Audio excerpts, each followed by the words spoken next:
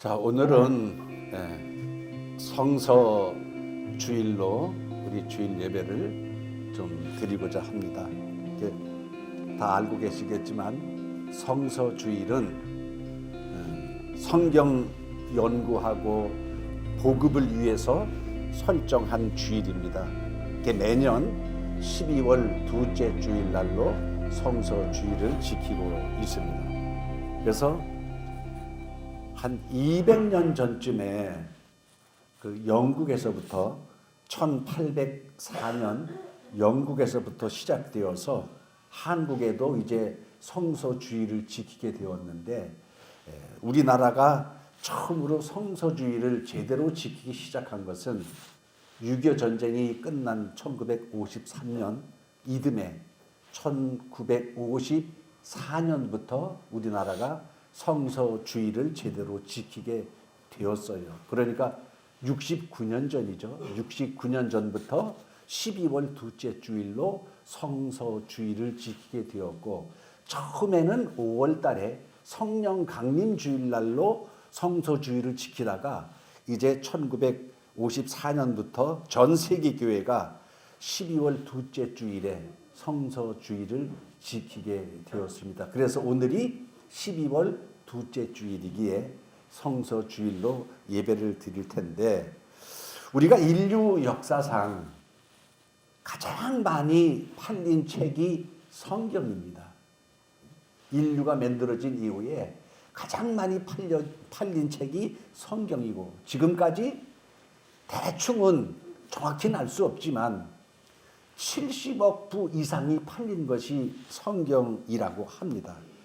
그런데 이 성경은 여러 가지 문서를 이렇게 한 군데다가 이렇게 모아놓은 전집입니다. 어떻게 단편으로 된 게 성경이 아니고 전집. 그래서 우리는 성경을 말할 때 성경 전서라고 이렇게 이야기를 합니다. 그러니까 한 권으로 된 책이 아니고 여러 가지가 합쳐져서 전집이다. 그래서 우리는 성경 전서라고 이렇게 이야기하는데, 똑같은 기독교인데 가톨릭은 성경이 우리보다 많습니다. 천주교는 성경이 73권을 성경으로 하고 있고, 우리 기독교는 66권을 성경으로 하고 있습니다. 근데 이 성경만큼 이렇게 사본이 많은 문헌도 사실 없어요. 왜냐하면 사본이 많다는 것은 아무나 쓴 사람들이 많다는 그런 이야기이기도 합니다. 그래서 누가복음에 보면 누가복음 1장 1절 이하에 보면 누가가 어떻게 시작을 하고 있냐면, 우리 중에 이루어진 사실에 대하여 처음부터 목격한 자와 말씀에 일꾼된 자들이 전하여 준 그대로 그 내력을 저술하려고 펜을 든 사람들이 많은지라. 그러니까 누가는 자기는 직접 예수님을 만났고 배웠고 경험한 자인데, 많은 사람들이 예수님의 행적에 대해서 펜을 든 사람들이 많아서 좌우 이게 모든 자초지정이 이렇습니다라고 하면서 누가는 데오빌로 각하요라고 하면서 누가복음 1장 1절로 시작이 됩니다.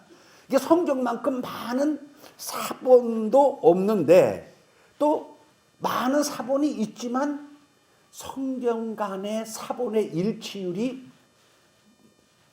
99%가 넘는다고 합니다. 99.5%가 성경 문헌들 간의 사본 일치율이 있다. 이것은 뭘 말하냐 하면, 단군 신화는, 단군 할아버지가 뭐 어쩌고 저쩌고 했던 신화는 3600년이 지난 뒤에 기록이 된 것입니다. 그 다음에 불경은 230년이 지난 후에 기록이 시작이 됐고, 그 다음에 공자의 기록은 400년이 지난 다음에 기록이 시작이 됐어요. 그러나 성경은 30년 내지 60년 만에 기록이 됐어요. 그래서 고대 어떤 문헌보다 가장 짧은 시간 안에 만들어졌고, 그리고 기록이 되어서 일반 학자들도, 믿지 않는 사람들도 성경의 신뢰성이 가장 높다라고 말하고 있는 게 성경입니다. 그래서 잘 알다시피 여러분, 성경은 두 가지 언약입니다. 구약, 옛날 언약, 신약, 새로운 언약. 이게 구약과 신약이 성경입니다. 이게 구약은 앞으로 오실 메시아를 증거하는 것이 구약이고, 신약은 오신 예수가 하신 말씀, 그 다음에 다시 오실 예수를 증거하는 게 신약입니다. 아멘. 그래서 예수님께서 성경에 대해서 뭐라고 말씀하고 있냐면, 요한복음 5장 39절 이하에 보면 너희가 성경에서 영생을 얻는 줄 생각하고 성경을 상고하거니와 이 성경이 곧 내게 대하여 증언하는 것이라, 이 말씀하셨어요. 그러니까 예수님이 이 말씀하셨을 때에는 아직 십자가에 달려 돌아가시기 전이거든요. 아직도 뭘 보고 있냐 하면 구약 성경을 보고 있어요. 그러니까 예수님께서 성경이 내게 대하여 증언하는 것이라는 것은 구약 성경이 누구에게 대하여? 오실 메시아에 대해서 증언하는 것이라, 그런 이야기입니다. 그리고 구약 성경은 율법 시대니까, 율법을 주셨으니까, 여러분 구약 성경은 하나님께서 해야 될 것, 하지 말아야 될 것, 먹을 수 있는 것, 먹으면 안 되는 것 아주 세밀하게 이렇게 말씀을 해 주셨어요. 그 다음에 뭐 나병이 걸리면, 그 다음에 눈병이 나면, 뭐 피가 나면, 뭐 아주 성경에 보면 지금의 의사들보다도 더 자세하게 아주 뭐 먹어야 될 거, 먹지 말아야 될 거, 해야 될 거, 이게 딱 보면 800가지가 넘는 세부적인 말씀들이 율법에 이렇게 또 있어요. 근데 그 율법만 하나님이 주신 것이 아니고 나중에 유대인들이 장로들의 유전이라고 해가지고 인간적으로 만들어서 붙인, 하면 안 되는 건, 뭐 하면 안 되는 거, 이런 것들 많이 붙여서, 율법은 사실 복잡하거든요. 그러면 여러분 생각해 보면 사람이 아니 어떻게 이것을 다 지키고 행할 수 있겠나? 율법 얼마나 복잡해요. 여러분 그래서 저는 성경을 몇 번 봤습니다만 레위기를 안 봐. 창세기도 재밌고 출애굽기도 재밌고, 창세기, 출애굽기, 레위기에 딱 들어가면 뭐 성전 만드는 기구서부터 시작해가지고 뭐 제사하는 법에서도 시작해가지고 도대체 무슨 말씀인지 알 수가 없어. 그래서 레위기를 진중하게 계속 끊임없이 읽다 보면 지쳐가지고 나중에 성경은 안 보게 돼. 그래서 지치지 않기 위해서 창세기, 출애굽기, 레위기 빼고 그 다음에 신명기, 민수기 이렇게 다 역사적으로 봐요. 근데 이렇게 보면 레위기에 또 출애굽기에 하나님께서 모세에게 주신 계명 같은 거는 그래도 뭐 좀 읽을만해. 근데 레위기엔 법도가 너무너무 복잡하고 많아. 그러면 어떻게 그걸 다 지킬 수 있는가? 그런데 하나님은 오늘 본문 말씀을 통해서 말씀을 지키고 사는 것이 절대로 어려운 것이 아니라고 하나님께서 말씀을 하고 있어요. 오늘 본문에 오늘 내게 명령한 이 명령은 내게 어려운 것도 아니고 먼 것도 아니다. 하늘에 있는 것도 아니다. 바다 밖에 있는 것도 아니다. 아주 내게 매우 가까이 있으며 내 입에 있고 내 마음에 있은즉 내가 이를 행할 수 있느니라. 할렐루야. 그 율법은 복잡하고 어렵고 뭐 지켜라, 먹어라, 말아라, 뭐 하면 된다 안 된다 이렇게 복잡한 것 같은데, 하나님은 뭐라고 말씀하시냐면 어려운 거 절대 아니야. 하늘에 있는 거 아니야. 하늘에 있으면 누가 가서 가져와야 될 거 아니야. 저 바다 끝에 있으면 누가 가서 가져와야 될 거 아니야. 하늘에 있는 것도 아니고 바다 끝에 있는 것도 아니고 오직 내게 매우 가까이 있다. 어디 있느냐? 내 마음에 있고 내 입에 있으므로 내가 이를 행할 수 있느니라. 그러니까 여러분 보세요. 하나님께서 인간이 도저히 지키지 못할 그러한 것을 말씀을 주신 것이 아닙니다. 그러나 하나님께서 주신 말씀에 따라서, 그 선택에 따라서 사람의 인생은 180도 인생의 팔자가 달라지게 되어 있습니다. 오늘 15절 말씀 보세요. 보라, 내가 오늘 생명과 복과 사망과 화를 내 앞에 두었나니. 우리가 흔히 생사화복 그대로 나와 있어요. 순서만 바뀌었지만 생명과 복과 사망과 화, 생사화복을 내 앞에 두었다. 이것은 뭐냐? 하나님께서 성경을 통해서 생사화복, 살고 영생할 수 있고 저주받고 멸망받을 수 있는 그러한 일들을 성경에 다 기록을 해놨단 얘기야. 그리고 네가 오늘 하나님 여호와를 사랑하고 그 모든 길로 행하고 그의 명령과 규례와 법도를 지키고 행하면 되는 것이라. 그러나 만일 마음을 돌이켜 듣지 아니하고 유혹을 받아 다른 신을 섬기고 절하면 너희는 반드시 망할 것이라.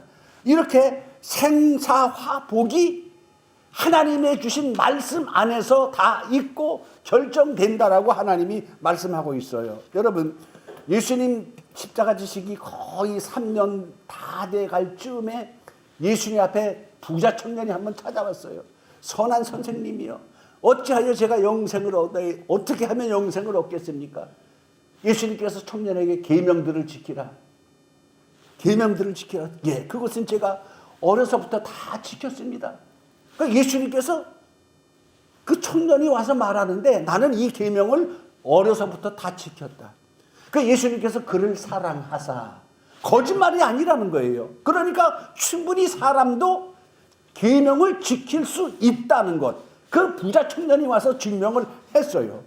그런데 여러분, 구약시대에는 지키고 행해야 구원을 받는데, 지키고 행해야 구원을 받는데, 신약시대에 와서는 예수님 오신 이후에는 조금 쉬워졌어요.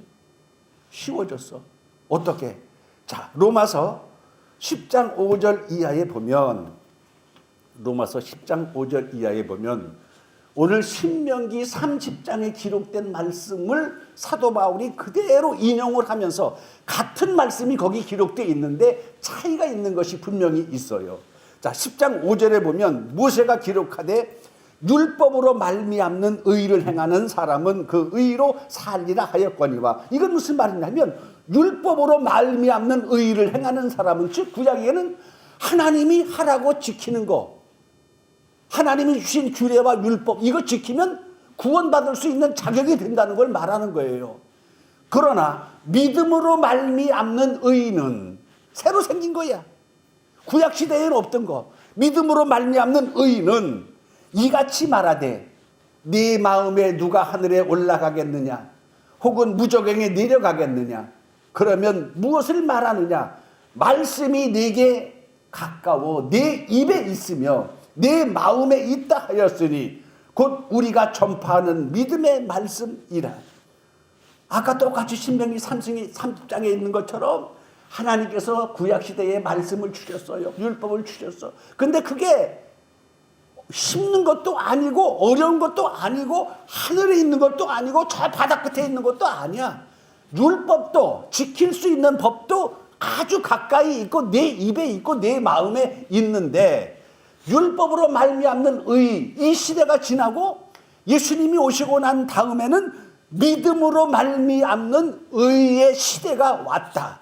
믿음으로 말미암는 의도 똑같이 하늘 끝에 있는 거 바닥 끝에 있는 것도 아니고 아주 가까이 있고 내 입에 있고 내 마음에 있다라고 사도 바울이 같은 말씀을 똑같이 말하고 있습니다. 할렐루야.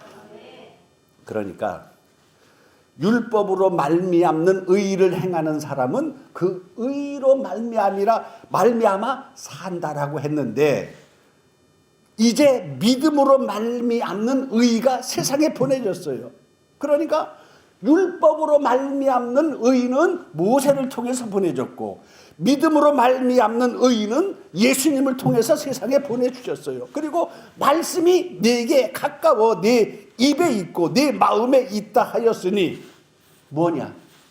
율법이 아니고 우리가 전파하는 믿음의 말씀이라. 할렐루야. 구약에는 율법의 말씀이야. 율법의 말씀을 듣고 지키는 것이 율법으로 말미암는 의로움.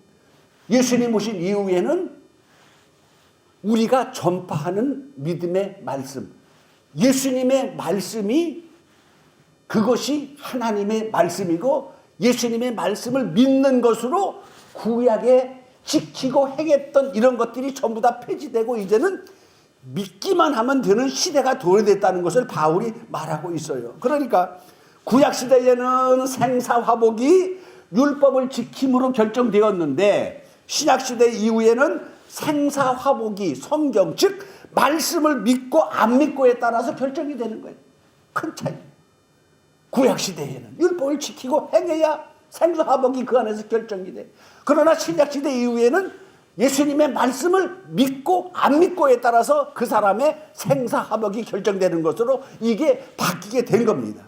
그런데 오늘 말씀에 9절 말씀에 내가 만일 내 입으로 예수를 주로 시인하며 또 하나님께서 그를 죽은 자 가운데 살리신 것을 내 마음에 믿으면 구원을 받으리라.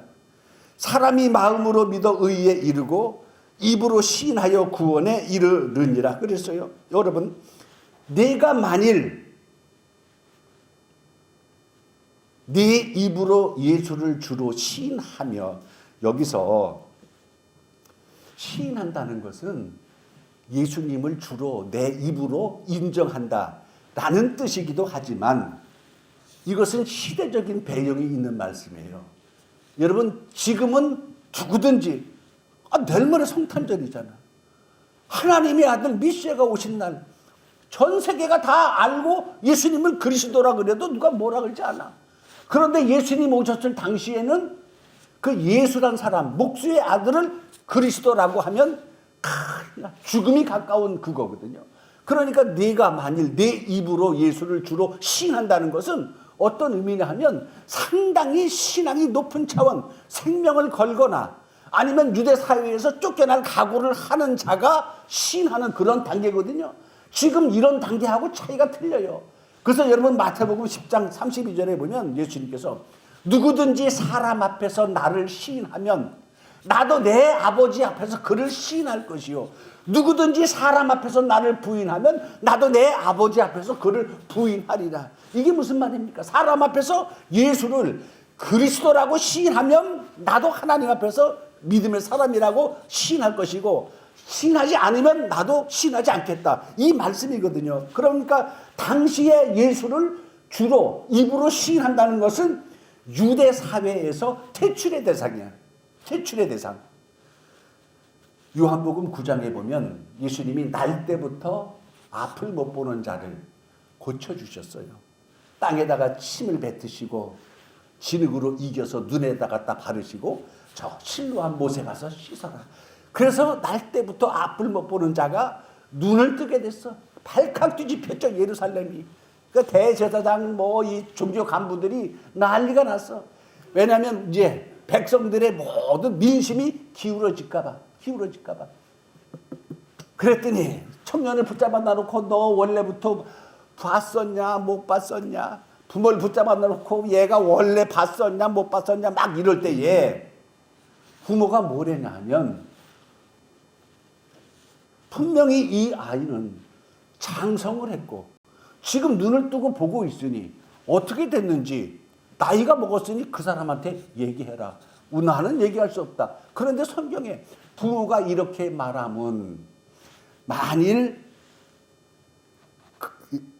유대인들이 누구든지 예수를 그리스도라 시인하는 자는 출교하기로 결의하였으므로 부모가 이렇게 말했다라고 기록하고 있어요. 그러니까 여러분, 예수님 당시에 예수를 그리스도라고 시인하는 것은 지금의 순교 단계까지 이르게 되는 거예요. 그러니까 예수님, 사도 바울이 말할 초대교회 당시에도 누구든지 예수를 주로 시인하며, 이거 대단한 신앙이에요. 지금은 다 예수님을 주님이라고 하지 뭐라 그래요. 지금의 믿음의 기준과 그 당시의 믿음의 기준이 달라요. 그를 죽은 자 가운데 살리신 것을 네 마음에 믿으면 구원을 얻으리니. 여러분, 그러면 지금 우리가 예수를 주로 시인한다는 것은 뭐겠어요? 예수가 그리스도라는 것 이유로 시인한다는 이 차원이 아니야. 지금은 마음으로 믿어 구원에 이르니까 믿음으로 구원받는 것은 아멘이야. 그러면 예수를 주로 시인한다는 것은 뭐에 해당이 되느냐? 여러분, 우리가 하나님 앞에 믿는 자로서의 의무를 다할 때 시인하는 것과 똑같은 같은 말씀이에요. 내가 죽도록 충성하라. 믿기만 하라는 말씀도 있지만 죽도록 충성하라라는 말씀도 있어요. 죽도록이라는 것은 죽기 직전까지라도 죽을 힘을 써서라도 너 뭐하라? 충성하라. 의무를 다하라. 옛날에는 입으로 시인하는 것으로 의무를 다할 수 있어요. 왜? 생명이 왔다 갔다 했으니까. 근데 지금은 입으로 시인하고 마음에 믿으면 구원을 받는다. 마음에 믿으면 구원을 받는다라는 것은 우리가 이해를 하지만 입으로 시인한다는 것은 너무 쉬운 거 아니야. 입으로 시인한다는 것은 지금 시대에는 의무를 다하는 겁니다. 여러분, 우리는 지금 자유 대한민국에 살고 있어요. 아주 자유 대한민국 자유잖아. 가서 길바닥에 가서 자고 싶으면 자도 되고 하고 싶으면 하고 말고 싶으면 말고 누가 물을 사람이 없어 우리 자유를. 그런데 이 자유를 누리기까지 우리가 해야 되는 의무가 있어요. 대한민국 사람이라면 자유를 누리는 대한민국 사람이라면 반드시 해야 될 의무가 있어. 국민의 4대 의무가 있잖아요. 국방의 의무가 있어요. 남자들은 군대를 갔다 와야 돼. 명령이야. 당연히 해야 돼. 그 다음에 납세의 의무가 있어요. 반드시 세금 내야 돼. 세금 안 낼까봐 아예 계산할 때부터 10% 뛰어가잖아. 그 다음에 교육의 의무가 있어요. 교육의 의무는 뭐냐 하면 자기가 자식을 낳았으면 반드시 교육을 시켜야 되는 의무가 있어요. 초등학교 6년, 중등교육 3년, 반드시 9년은 의무로 교육을 시켜야 돼, 부모는. 그 다음에 근로의 의무가 있어요. 근로의 의무라는 것은 뭐냐 하면 내가 일하고 싶으면 일하고 말고 싶으면 이게 아니라 나라가 어떤 일이 있었을 때에 와라, 일해라고 명령할 때는 반드시 동원돼가지고 해야 될 의무가 근로의 의무입니다. 이것이 뭐냐면 옛날에 새마을운동 비슷한 거예요. 새벽종이 울렸네, 새아침이 밝았네 하면 나와서 일해야 돼. 이게 의무야. 안 나오면 안 돼. 이것이 바로 근로의 의무입니다. 그러면 이렇게 우리가 대한민국의 자유 대한민국에 태어나서 마음껏 자유를 누리고 살면은 당연히 해야 될 의무를 하잖아요. 이럴 때에 자유가 주어지는 거예요. 그러면 나라에서는 우리에게 해주는 특권이 있어. 무슨 특권이 있냐? 의무를 다한 대한민국 국민들에게는 자유권이 주어집니다. 자유권. 평등권이 주어집니다. 참정권이 주어집니다. 그 다음에 청구권이 주어지고 사회권이 주어져. 청구권이라는 것은 뭐냐면 나라가 뭔가는 잘못했을 때 청구할 수 있고 재판할 수 있는. 그 다음에 사회권이 주어져. 그런데 여러분 잘 알다시피 이렇게 대한민국 국민으로서 자유를 누리고 살려면 당연히 해야 될 4대 의무가 있어요. 그래서 여러분들 잘 알다시피 그 댄스 가수 유승준인지 그 청년이 군대를 가겠다고 큰소리 뻥뻥 쳐놓고 미국 가가지고 그리고 미국 시민권을 얻은 바람에 군대를 안 가도 되는 이런 일이 벌어져가지고 국방의 의무를 다하지 못해서 아직도 우리나라에 못 들어오고 있잖아요. 뭐 법적으로는 들어와도 된다 판결이 내렸지만 뭐 국방부라든지 뭐 다른 데 뭐 이런 데서 그 청년들의 사기를 꺾는다 그래서 나라에 대한 의무를 다하지 못해서 아직 못 들어오고 그러고 있어요. 그러면 여러분 우리가 예수를 그리스도라고 믿는 사람들도 신하는 증거가 있어요. 당연히 교회를 다니는 성도들은 해야 될 의무가 있어. 그리고 나서 진리를 알지니 진리가 너희를 자유롭게 하리라라는 그 자유를 얻을 수 있는데 반드시 해야 될 것은 성수주의를 하도록 노력을 해야 돼. 하나님의 자녀들은 당연히 성수주의를 해야 돼. 그 다음에 11조 생활 해야 돼. 의무입니다. 감사 생활 해야 돼. 그 다음에 봉사하고 구제하고 선교하는 것은 그것은 자기의 상급에 관한 거예요. 상급에 관한 거. 여러분 성경은 이렇듯 생사화복의 축복을 우리들에게 주고 있어요. 여러분 신앙생활 하면서 해야 될 의무가 많은데 해야 될 의무에 따라서 또 내용이 또 틀려져. 그 나는 언젠가 말씀드렸죠.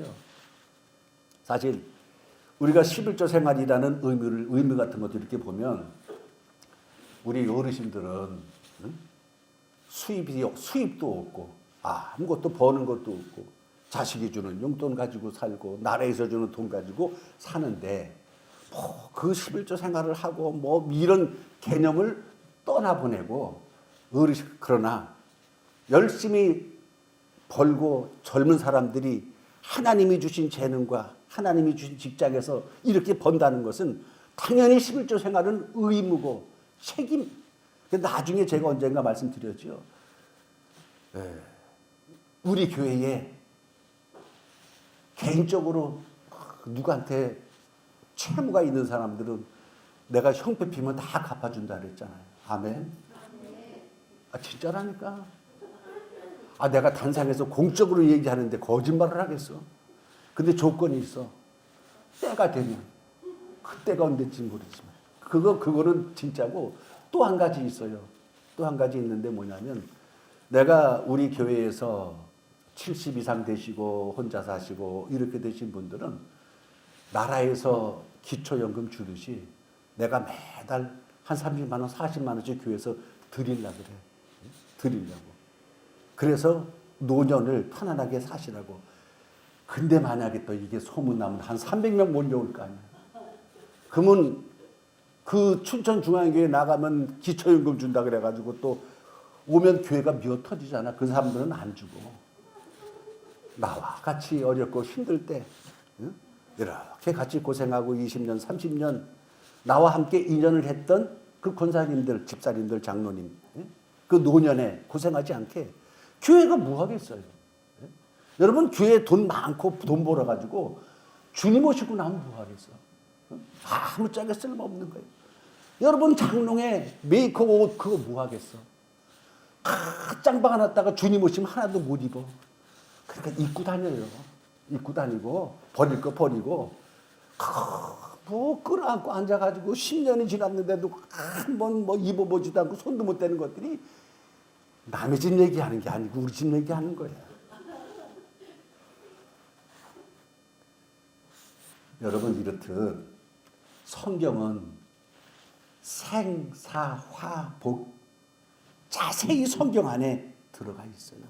그리고 아까 교동문에서 이렇게 이야기했듯이 성경은 가장 중요한 구원으로 이르게 하는 지혜가 성경에 있어요.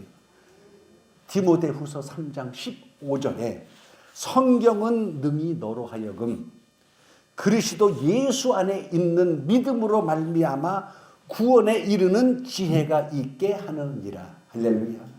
성경은 구원에 이르는 길, 지혜가 성경 안에 있고 또 두 번째 디모데후서 3장 16절 다음 절에는 모든 성경은 하나님의 감동으로 된 것으로 교훈과 책망과 바르게 함과 의로 교육하기에 유익하니 이는 하나님의 사람으로 온전하게 하며 모든 선한 일을 행할 능력을 갖추게 하려 함이라. 성경에 다 있어. 구원에 이르는 지혜가 있고 온전하게 하는 모든 내용이 있고 선한 일을 행할 능력이 전부 다 성경에 있어요. 그러니까 여러분 성경은 사람에게 주신 가장 큰 축복이 성경이라는 사실을 믿으시길 바랍니다. 언제든지 볼 수 있는 게 또 성경이야. 그리고 항상 같이 있어. 내가 보려고 하면 언제든지 볼 수 있는 게 하나님의 말씀이야. 성경은 지나온 하나님의 역사를 기록한 것이 성경이야. 그리고 앞으로 되어질 일들에 대해서 기록한 것이 성경이야. 성경이면 다 끝나는 거예요. 생사화복이 모든 말씀 안에 있어. 인간에 따라 자기 자유의지에 따라 나머지 영혼의 때가 달라지는 거예요. 이 육신의 때에 하나님의 말씀을 듣고 구약에는 지키고 행해야 돼. 근데 그때는 우린 지났으니까 이제는 믿으면 되는 때입니다. 입으로 시인하고 마음에 믿으면 구원을 얻으리니 이게 하나님의 말씀이에요. 근데 이렇게 지금은 쉽게 믿을 수 있는데 이 쉽게 믿는 것도 게을러지고 나태해지고 안일한 신앙에 빠져. 여러분 만약에 그런 생각을 해봤어요. 70억이 넘는 인구가 있고 수많은 사람들이 또 머리 깎고 산에 들어가서 또 목탁 두드리고 앉았고 뭐 별의별 짓 다 하잖아. 다 다른 데로 뭐 이신저신 뭐 별의 삼친 뭐 할아버지 뭐 별 영감 다 믿고 앉았잖아. 하나님께서 한 3초만 하나님의 존재를 세상에 딱 알려봐. 그러면 누가 잡신을 믿겠어? 전부 다 하나님을 믿을 거 아니야. 그러나 하나님이 그렇게 안 하시는 이유는 사람마다에게 주신 자유의지가 있어. 자유의지에 따라서 하나님을 믿고 신뢰하는 이 사람들에게는 생사의 축복을 주셨고 생사화복 중에서 살고 영생할 수 있는 축복을 주셨고 말씀을 따르지 않고 불순종하는 자들에게는 화를 당할 수밖에 없고 저주를 당할 수밖에 없는 그러한 말씀을 주셨어요. 그러니까 여러분 감사한 것은 지금 시대 살면서 여러분 우상 섬기지 않는 것만 해도 여러분 큰일 하고 있는 것을 믿으시길 바랍니다. 그런 얘기인데 진짜인지 모르겠는데 어떤 목사님이 교회를 이제 헌당을 이전을 하려고 교회를 정해놓고 무당한테 가서 나를 보러 갔다는 거. 언제 이사 가면 좋으냐. 내가 이거 신학교 때 들은 얘기인데 진짜인지 아닌지 내가 믿을 수가 없어. 그냥 뭐 교수님이 그냥 한번 웃자고 한 얘기인지 모르겠는데 근데 오늘까지 나는 여태까지 어려서부터 지금까지 한 번도 점이라는 것을 안 봤어요. 뭐 점이라는 거, 뭐 토정 비결이라든지 뭐 이런 것을 한 번도 안 봤어. 근데 저거는 봤어. 옛날에 요즘에는 제가 국민일보만 보니까 그게 안 나오는데 다른 신문 안 보니까 옛날에는 신문에 다 보면 그 띠 운세가 나와. 뭐 돼지 띠 운세가 나와서 날마다 운세 나오는 거 내가 신문을 보다 보니까 그거는 봤는데 점은 한 번도 안 봤어. 날마다 보는 점은 거울에 내 점밖에 안 봤어. 다른 점은 안 봤어. 그러니까 여러분 적어도 우리가 이 시대 살면서 우상하고 접하지 않고 절하지 않고 섬기지 않고 이것만 해도 여러분 하나님께 일단 큰 사랑받는 자들이라는 것을 믿으시길 바랍니다. 그러니까 조금 더 열심히 하면서 의무를 다하고 봉사의 직무를 다하고 청직 직무를 다하면 지금은 믿음으로 말미암는 의의 시대야. 이런 믿음으로 말미암는 의의 시대, 의가 성경에 다 있으니까 성서주의를 맞이해서 성경의 소중함을 다시 한번 깊이 인식하는 여러분 되기를 주의 이름으로 축원합니다. 기도하겠습니다. 고맙고 감사하신 주님, 오늘 성서주의를 맞이해서 이렇게 하나님의 말씀을 증거했습니다. 하나님께서 성경에 대해서 얼마나 소중한가 상세하게 기록하여 주셨사오니 이것이 우리들의 빛이 되고 길이 되고 지팡이가 되어서 우리가 말씀 위에 우뚝 서서 흔들림 없이 주님 오실 때까지 승리하는 우리 모두가 다 될 수 있도록 축복해 주옵소서. 예수님 이름으로 기도 올리옵나이다. 아멘.